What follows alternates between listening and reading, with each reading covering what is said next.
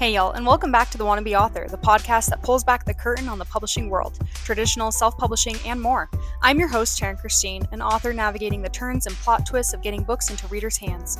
Here we get real about the wins, the rejections, and the lessons learned along the way.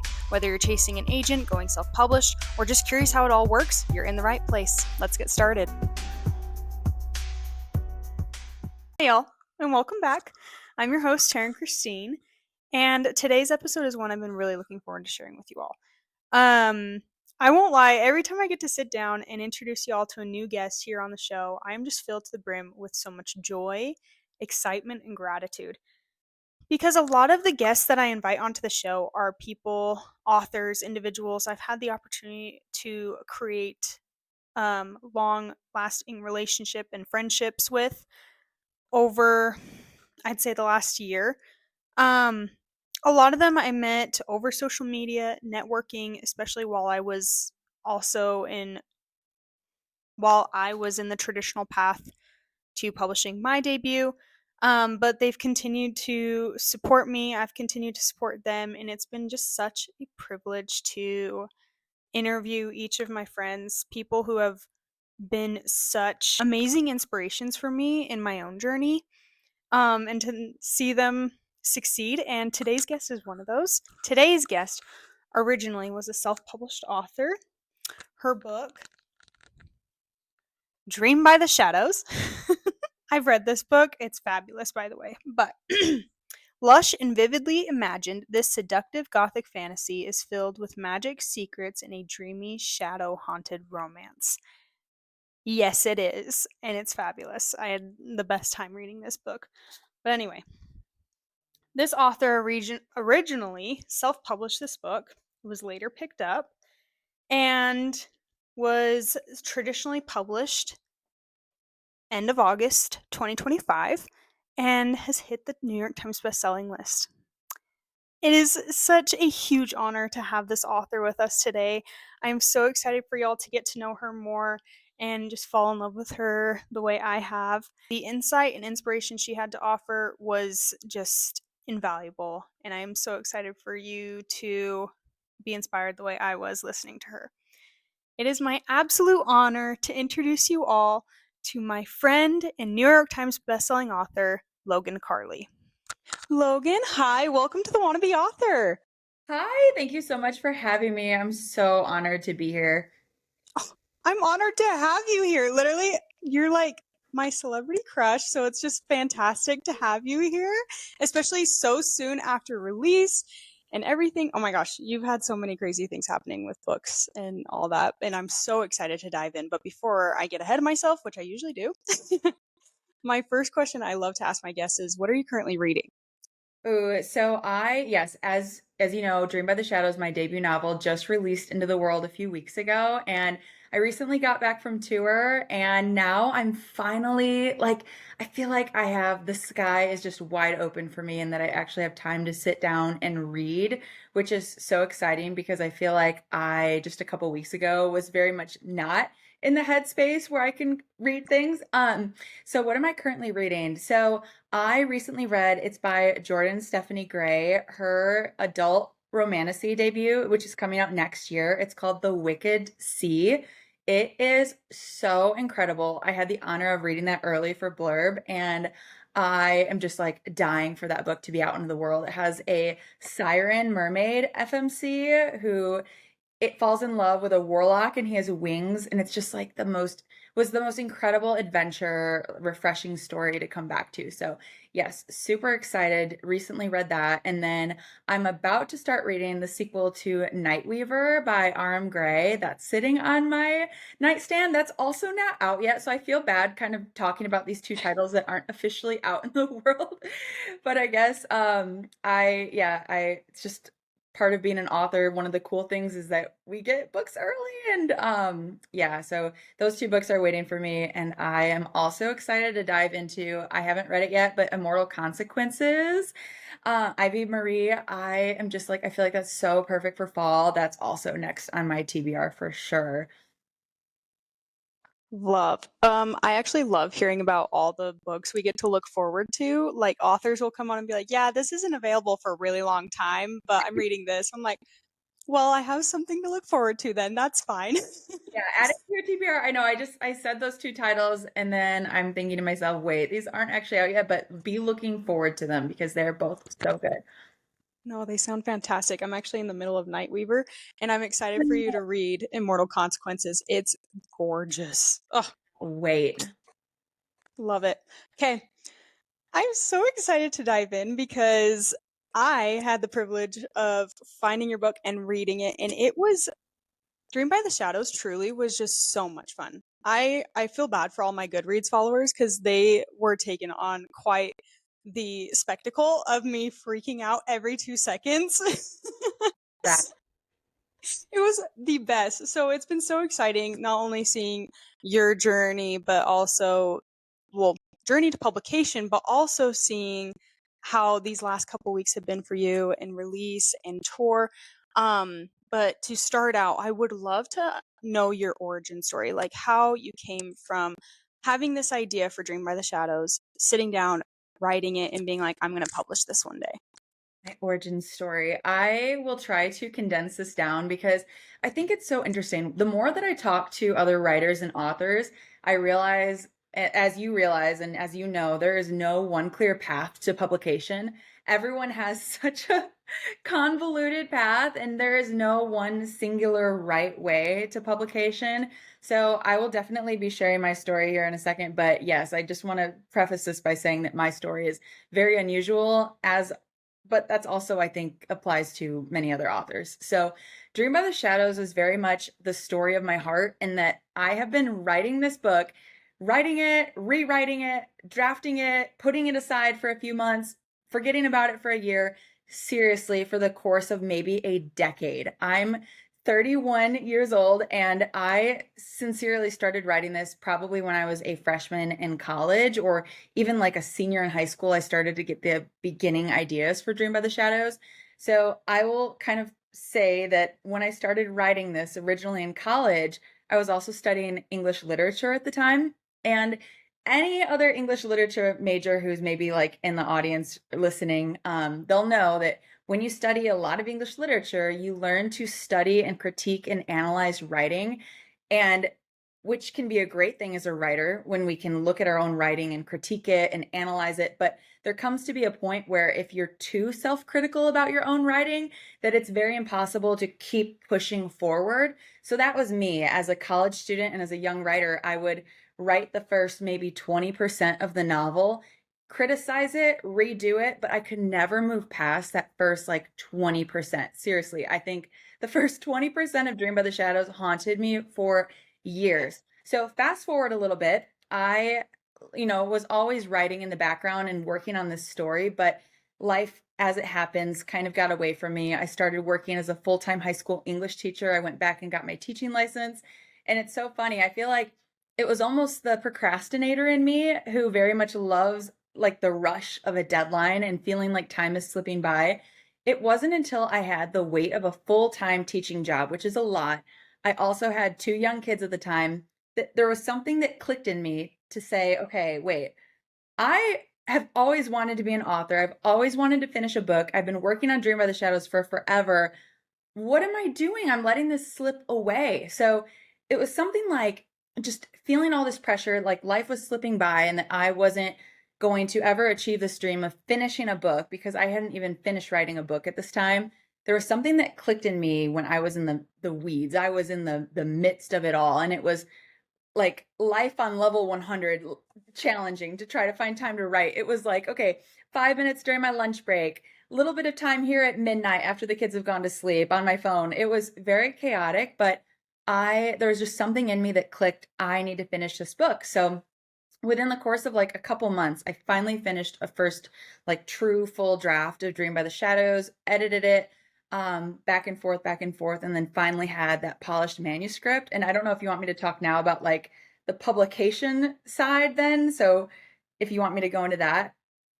You're welcome to. We can even visit that in just a minute. Okay, for sure. Yeah, because that's like a whole nother side of things. Like once I finally had that full book in hand and then Googled, okay, how to become an author. Now that I have this book in hand, what do I do? I've written a book. Surely it should just be so easy to get an agent. It should be so easy to get that book deal, but no, no, no, no. That was not the case for me at all. And we can get into that in a bit. But yeah, the it took me forever to finally write that first finished manuscript. But then like the path to actually getting that published was a whole nother story. No, I love that.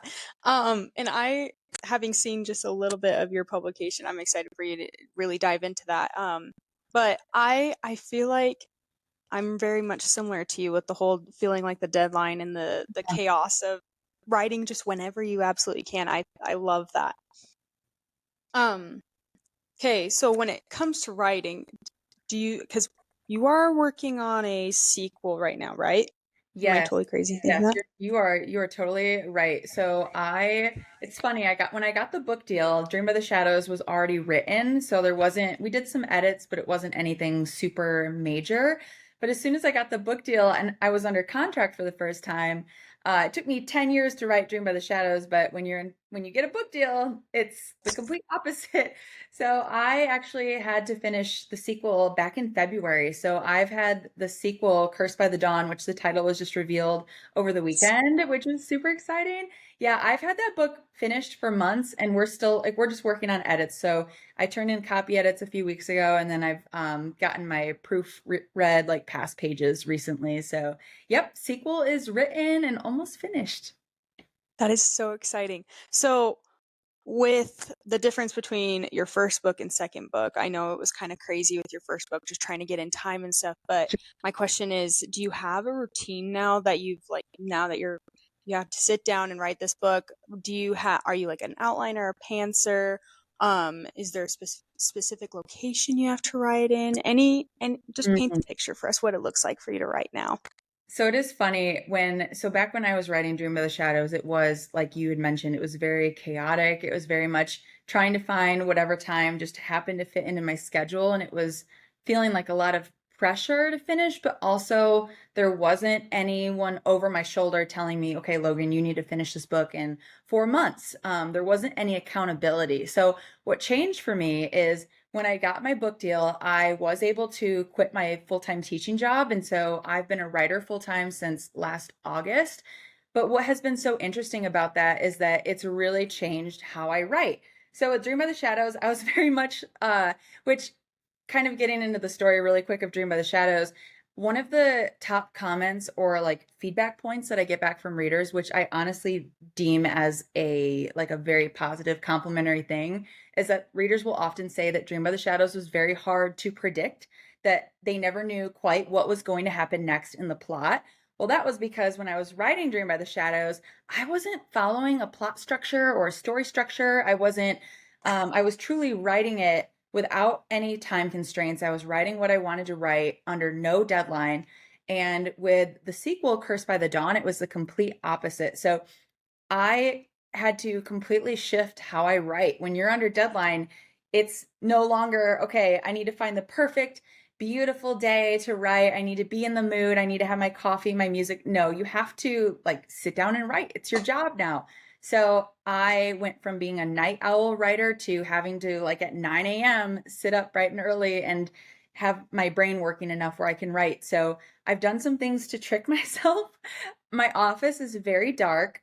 I operate from an outline now. Like I'm very much an outline girl now, where I use that to kind of keep myself accountable, but then also to keep myself on track in terms of my own pacing. I'm usually burning a candle and listening to music. So anything that I really have to feel like I'm in an atmospheric like room when I'm writing. I have to have those sensory things going. Otherwise, I can't really get in the zone. So, but yes, I love being alone in my office, no noise other than maybe some like music and then a candle burning, and it's really dark in there to trick my mind into thinking, okay, it's 10 o'clock at night versus 9 a.m. in the morning, and you're trying to like get the gears working, which can sometimes be really difficult. But yes, love my outlining now. I think that moving forward, like I love an outline, but I also do like there to be some room for surprise and discovery in the process of writing too. Otherwise, if things feel too mapped out, I'm not excited to like sit down in my chair and write every morning. I love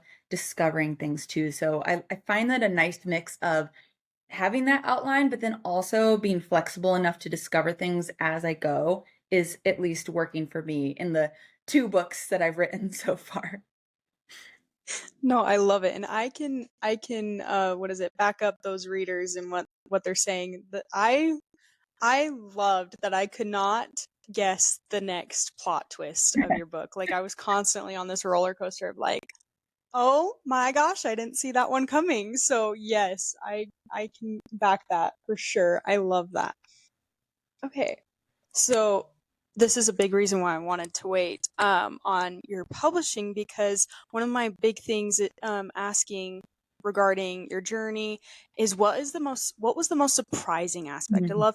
love for you to break down your journey, but give us the most surprising aspect of your journey. I think the most surprising, so there have been multiple surprises throughout my journey, but kind of the first one that pops into my mind is that I was surprised, even though they tell you it is hard to get a literary agent, it is hard to get a book deal. Having an agent does not guarantee that you are going to get a book deal. I did not realize, and it was surprising to me just how difficult it would be to truly not only get an agent, but to get into the industry and get that book deal in hand, like how long it would take me and kind of the different route I would have to take to finally get that book deal. I had no idea that I would have to self-publish my book. I all along thought that, okay, it might take me a couple weeks to get a literary agent, but I surely will get one in the first year. And that did not happen at all. So yeah, a lot of surprises for sure. But I think that was one of the hardest lessons and also surprises is just how difficult truly it is to stand out and to get a literary agent. You're up against so many other incredible writers and stories, and sometimes it's just a matter of luck and timing and is that agent looking for what you are giving them at the time. So yeah, I was definitely surprised by that whole process for sure. Heck yeah. That I think it catches us all off guard. Like everyone says it, but you don't know it until you're in it. Um, so you self-published originally. How did it go from self-publishing to finding an agent and then getting that traditional deal? Sure. So before I self-published my book, so this was in the year of like 2022, I think, is when I first started querying literary agents with my finished manuscript, Dream by the Shadows. And I thought, okay, it's going to be so easy. I'm going to find my dream agent. I'm going to get a book deal. And I queried agents for about like a year. It took like probably 1 year. And I got a few requests for fulls, but other than that, it was crickets. And I remember it being like the spring of 2023 and me just sitting there thinking, okay, I'm so passionate about this book, Dream by the Shadows. I would have done anything at that point to see it into the world. And I know a lot of authors, a lot of writers at this time, if they can't get an agent with their first book, they write more books. They continue to write other manuscripts. They keep writing books. And it's very rare to debut with the very first book that you've ever written. My story is very unusual in that yes, oftentimes most writers don't actually get published with that first book that they write. But with me, I was so passionate about Dream by the Shadows, but then also I just knew life was so hard at the time that I didn't know when I would be able to finish another book and to have it be queried again. I was under very like a lot of stress at work. It's very, time consuming being a parent, and I just felt like my dream was slipping away. So I researched self-publishing, decided to self-publish in the fall of 2023. And it was actually very interesting to me, like actually learning the ins and outs of self-publishing. I enjoyed a lot of it. I loved picking out my cover artist and working with her. I loved formatting the book. I loved the social media aspect of it. I loved marketing it. I truly did love like getting into the weeds of publishing and figuring out how to do it on my own. And I met a lot of other amazing indie authors at the time who really helped show me the way. And we figured out things together. And one of them being R.M Gray, who wrote Nightweaver. We published around the same time. And we were constantly in each other's DMs trying to figure out, like, okay, how do we format our books? How do we, like, what do we do? So self-published in September of 2023, started getting the algorithm figured out in terms of like TikTok and Instagram, started getting some readers by October. And then very quickly, I started getting offers for an interest for international like translation rights and audio rights. So I knew I needed a literary agent at this time because there was just no way that I was going to do all these contracts by myself. And believe it or not, one of my TikToks ended up on the For You page of the agent I ended up signing with, Kira Finan, who lives in London. It got on her For You page magically because I had comped, I think, like the Phantom of the Opera, and she loves the Phantom. So her and I got talking, and we figured out that we would be a really, really good fit. I loved her editorial vision for the book, and so we did edits together that spring of 2024, put the book on submission the summer of 2024, and it sold very, very quickly in the UK and then on the US side as well, like in a whirlwind right before school started. And that was when I finally had that book deal in hand that I was able to confidently decide to quit my job at that time. But yeah, it was a whirlwind, and we did some major edits, and it was a pretty quick submission process. Love. That is Yeah. such a cool journey, and honestly, I commend you for sticking with it. Like, I know everyone says to keep writing books and stuff, but I think it's so cool when someone knows, like, I love this story and I think it deserves a place in the world. I think it is so impressive to see then like people fall in love with that, and it's so just know I think that's so cool, and you are truly so inspiring to me. No, I'm glad you appreciate it because at the time I was really questioning everything. Like, am I not that I always saw myself as going traditional and being traditionally published. I had never even thought is like I never even thought of self-publishing as an option or an avenue until really started researching it and learning more about the community. And I truly am so glad that I self-published Dream of the Shadows. I could not imagine a world where I didn't try to do something to get that book out to readers. I would have just felt devastated if it never, like, it's truly the book of my heart. I've been working on it for a long time, and I think a lot of authors they really hold near and dear to their hearts that first book that they write. But I would have, even if I didn't get a book deal, I would have been very happy to continue indie publishing and getting my books out there into the world because I couldn't fathom continuing to write more and more books, although I know that's a very more common story than not, is often authors will, yeah, it'll take their fifth book or their 10th book until they finally get that deal. And that's more often the story than not. But yeah, I'm very glad that I decided to self-publish and would have been happy if I continued self-publishing Dream by the Shadows, but I'm also really happy with the book deal and what we've done to the story to bring it to more readers too. Absolutely. Love.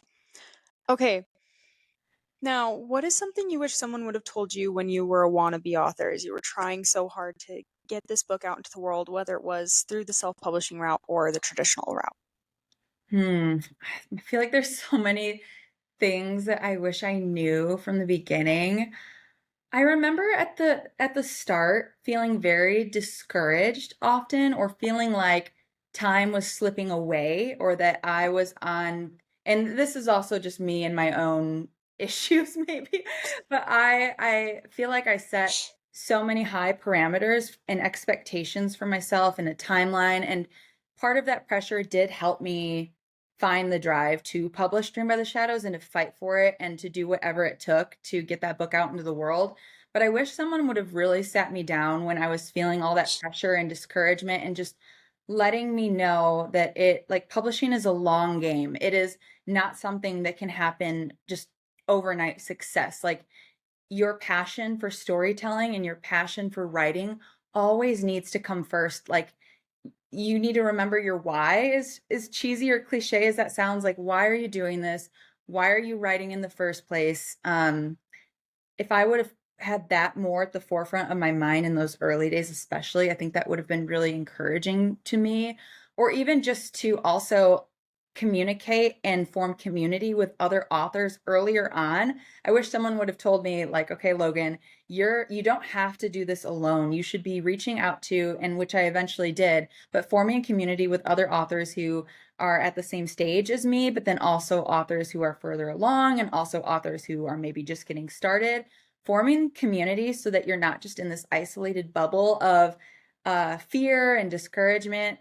That is one of the best things that I eventually did for myself, but I think I should have been doing that earlier. I should have been forming a writing community even when I was drafting Dream by the Shadows. Instead, I waited until like just a couple weeks before publication to finally like jumpstart my Instagram and to finally reach out to some other authors. And it was so encouraging, as you know, like forming community with other people who are in the trenches going through it, because they understand your emotions, they understand what you're feeling, and it was so validating to finally have that community. So I would say kind of all of that is what I wish I could have told myself. Like, form community earlier.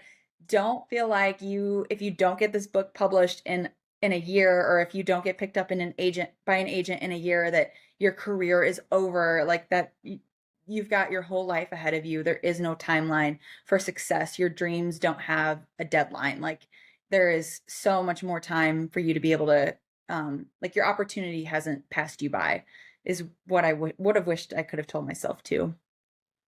Oh, that's perfect. That's something I need to hear. Yeah. And as someone who's been connected with you on social media, I can vouch for the fact that you've been like a fabulous person to have in my own community. Like Mhm. you're just very positive and uplifting. So thank you. Not only have you found your community, I feel like I see you working with other authors, and I mean, you've supported me so many times, but you've been a great community for other authors as well. So I love you're that. Well, thank fabulous. you. I value I do try to be very positive. And I value other people who are positive too. But yes, I just truly I love connecting with other authors, and my DMs for the most part, as of this conversation, they are very open, and I love chatting with people about everything to do with publishing. So I just can't stress enough how important that community is. And yeah, it's the best. No, I appreciate that. You're amazing. Okay. Now, I feel like you've kind of touched on this, but have you ever thought about giving up? And if so, what kept you going? I did. Okay, so let me think about this, because I, even as a younger Logan who was first writing Dream by the Shadows, I feel like even when I was a college student, even when I was a high school student, there was something always within me that knew that I was going to publish a book one day, and that it wasn't an option, that I was going to do this thing. I think I've always had that sort of fire in me that knew that I wanted to publish a book one day, and that I knew that I was going to write a book one day. And so in my head, there was never an option to give up. However, there were years or months that went by where I did give up in terms of like writing. I would stop writing for months or even like a year or two at a time. So in that sense, I did go multiple long periods where I wasn't writing Dream by the Shadows every single day, or really fine tuning my craft. I felt like I got into my head a little bit too much with my own expectations and just life, and let that overwhelm me. So in that sense, yes, I did sort of like put aside Dream by the Shadows, but in my head, I knew that there was never an option to give up on publishing altogether, that it was going to happen one way or another. It just took me a little bit longer than younger Logan thought it would. I love that. Thank you for sharing. And I have a random question, since you did, because I think you're my first author who's just come off tour from the release of your book. You don't have to get into all the details of it, but I am curious, was there anything like you learned that you're like, "Oh, I will take that with me into the next tour?" Or anything super surprising where you were like, "Wow, never expected that." Man, going on tour was such a whirlwind, and it was so much fun.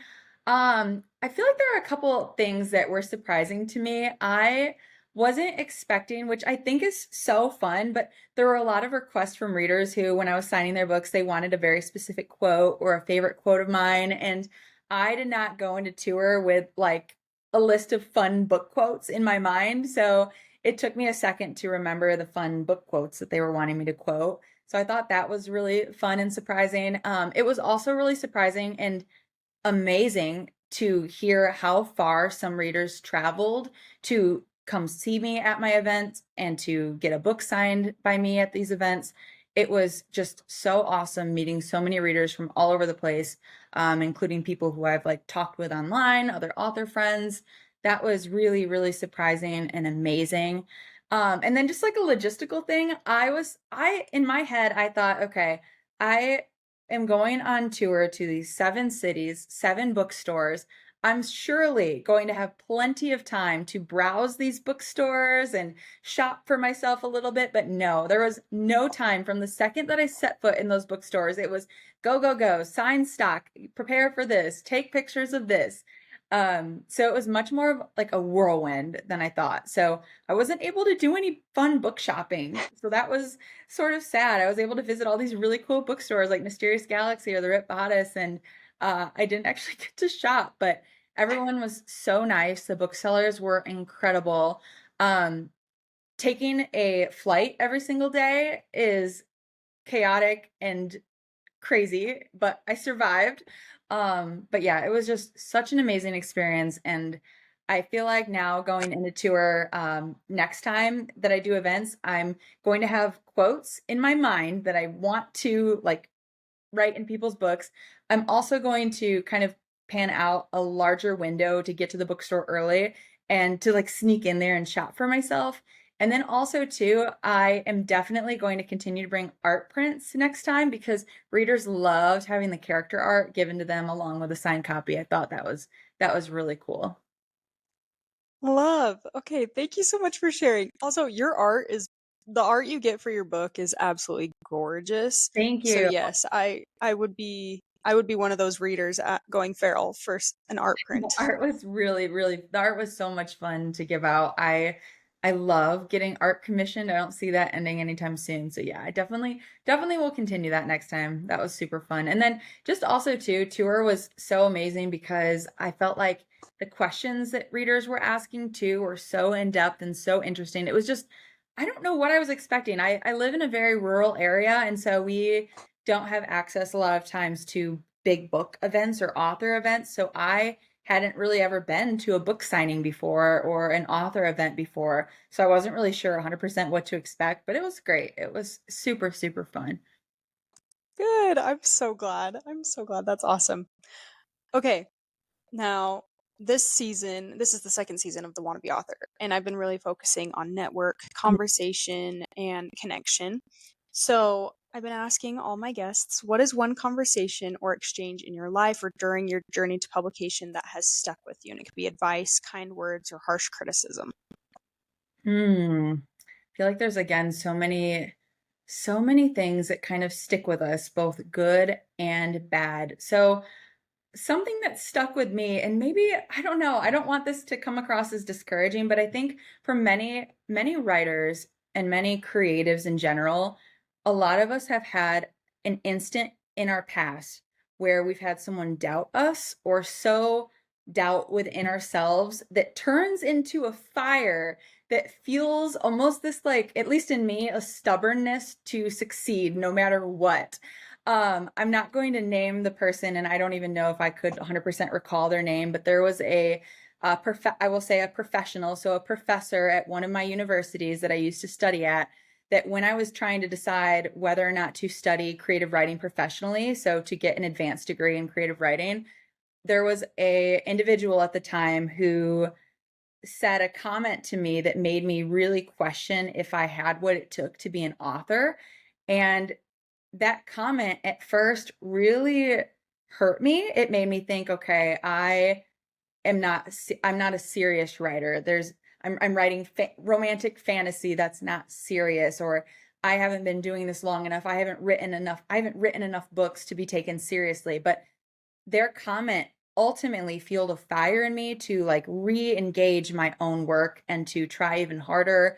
I think sometimes we are faced with criticism, it can oftentimes, yes, like be that source of fire or fuel to continue. And yes, for me, it was that stubbornness of, okay, I'm going to prove this person wrong, and achieve this regardless. And so I think having that rejection, and then honestly too, is I don't know, I don't want this to sound discouraging to listeners, but even just getting rejected as many times as I did from literary agents who didn't end up signing me or didn't end up even asking for like a full, who weren't interested in representing me, that ended up fueling a fire within me too, to a determination to succeed and to see this book all the way through. It actually reignited in me a desire, like a new belief in this book. And it showed me how much I care about this book, that I'm willing to do whatever it takes to get it in readers' hands.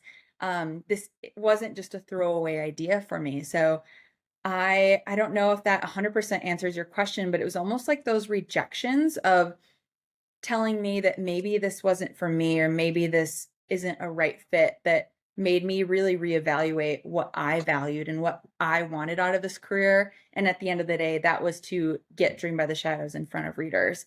So that, I guess, all of all of my rejections really stuck with me. And I hope that for listeners listening in, that I don't wish rejection on anyone, but sometimes it is just it's a part of the journey for many writers, if not every single writer. We face rejection, and the more that we can face it from a standpoint that it's going to fuel us and give us determination, I think the better off we can sometimes be as writers.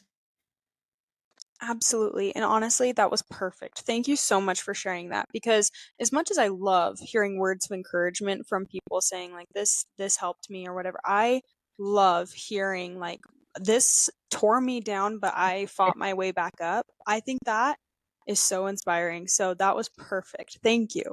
Yeah, and I guess to add to that just really quick, I Yeah. to add like a positive piece of advice I've gotten recently from a dear author friend. I was recently told, because I'm trying to think about like my next series and what I'm writing next, and should I do this, should I do that?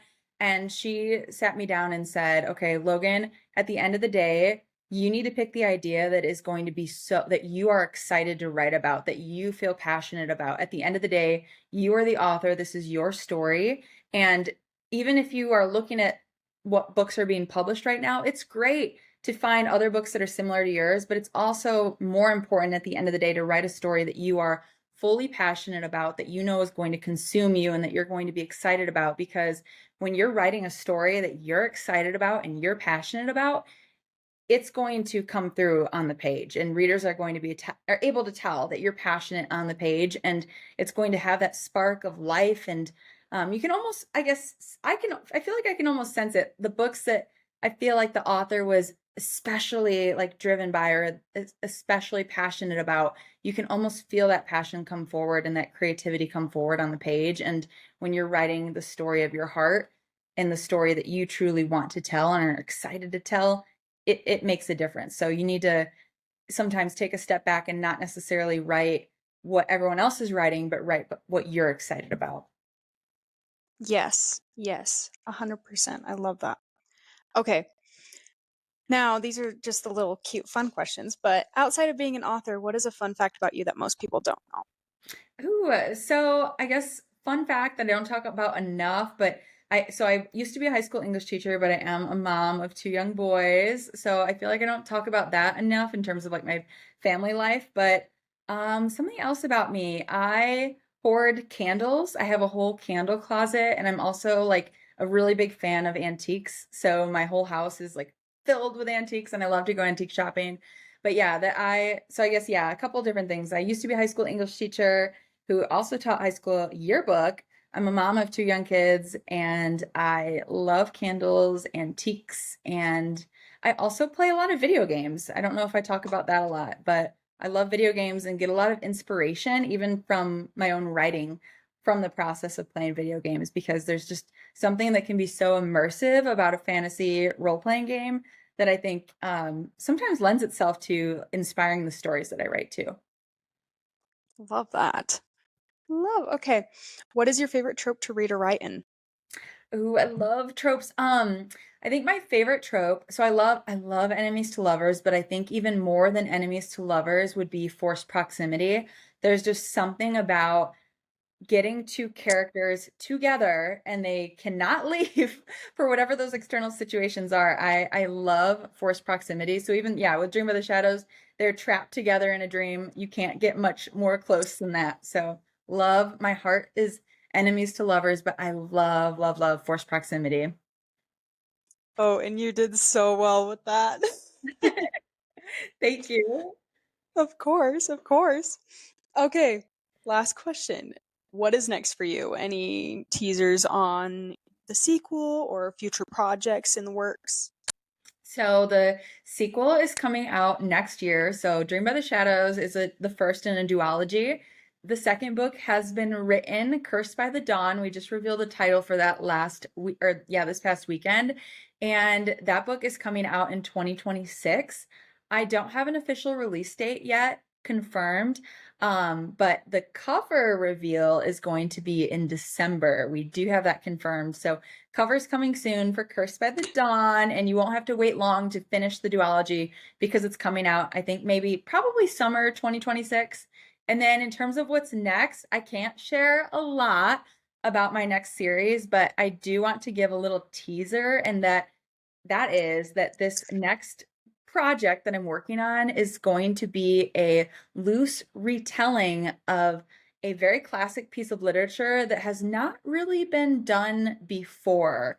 So I'm very, very excited about that and to share more as soon as I can. I'm panicking. I'm freaking out. Anyway, you're gonna have to stay around for a minute and maybe tell me what that So retelling you is. can Just feel. kidding. Logan, this has been seriously such a privilege. I hope you know how much I look up to you. I've been connected with you on social media. I've been able to see just a little bit of your journey from when you've been going through this traditional path, and it's just been so inspiring to watch you and talk about your whole journey, and you can tell just how passionate you are about this whole thing, and not just your book but getting your work out there, and you can see it in your writing. It's absolutely gorgeous. I'm a huge fan. Love everything about everything you're doing. So thank you so much for joining us today and talking with the listeners. I know that they're going to learn so much from you and be inspired by you like I am.